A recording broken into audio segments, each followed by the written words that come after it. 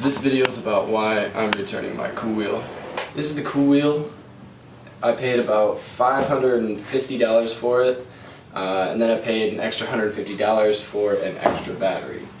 So you might have noticed something weird about my board right now. If you've seen other videos about the KooWheel, I have this black stripe. Well, it's actually tape that I put on here because I noticed after a while using this board, this control box right here has these two tabs. One screw holes here and one screw holes here.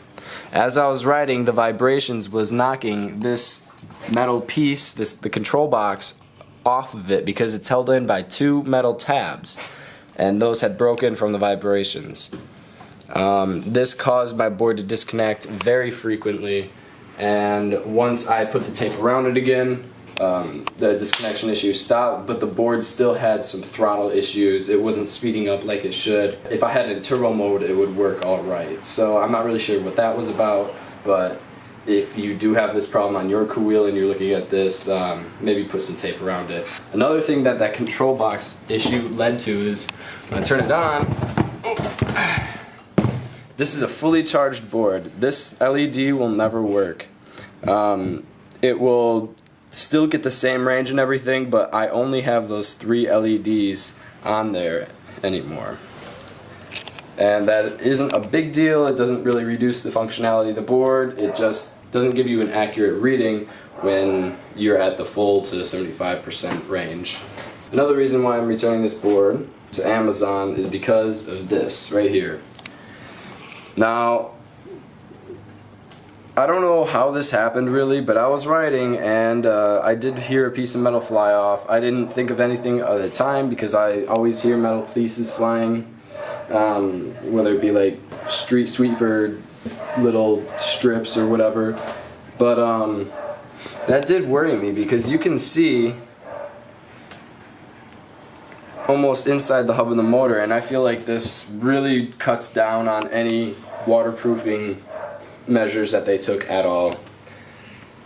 Another thing that surprised me, 2 weeks of use. I said that the wheels would hold up when I first got the board, and there's already a massive amount of chunking. Not so much on these front wheels, but these back wheels have these big cuts right out of them.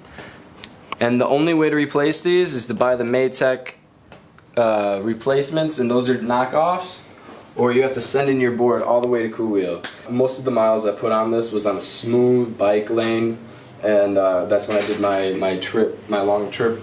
I was giving it brakes for the motors to cool down too, so I don't really know why I had such an issue with this chunking, and especially on this hub, on this other hub motor right here. Has anybody else had that happen? If you did have this happen to your KooWheel, let me know, because I want to know if this is a problem that other people are having with their KooWheels, or if it's just me, because I've heard about other people having this control box issue, but I haven't heard anybody chipping these hubs yet. That's why I am returning my KooWheel. All in all, it was a good board until it broke. I loved it. It went faster than my buddy's boosted board Dual V2 when it was in turbo mode, and I was pretty psyched about that. So I have to say goodbye to the KooWheel. I had a lot of fun on this board, I really did. I just wish that it would have held up. Unfortunately, you can't trust some of these companies to make a board that's going to hold up at this price point, especially at this price point. At $550. It's a good board, just doesn't cut it when it comes to durability.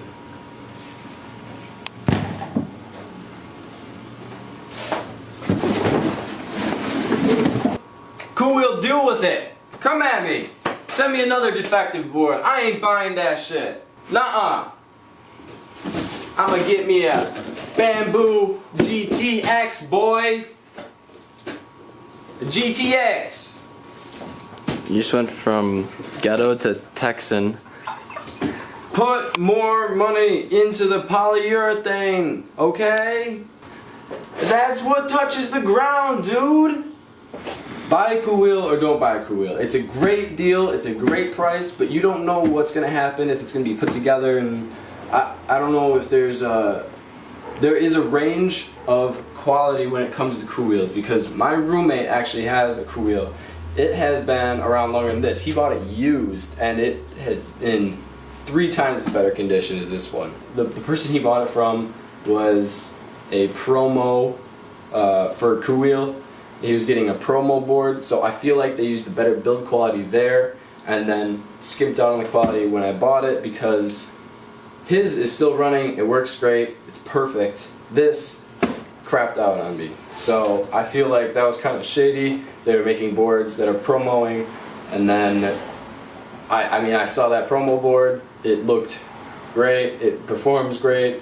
I bought mine, terrible quality. So I don't know if it's if there's a fluctuating quality or if it's just the fact that it was a promo board, but that's kind of fishy to me.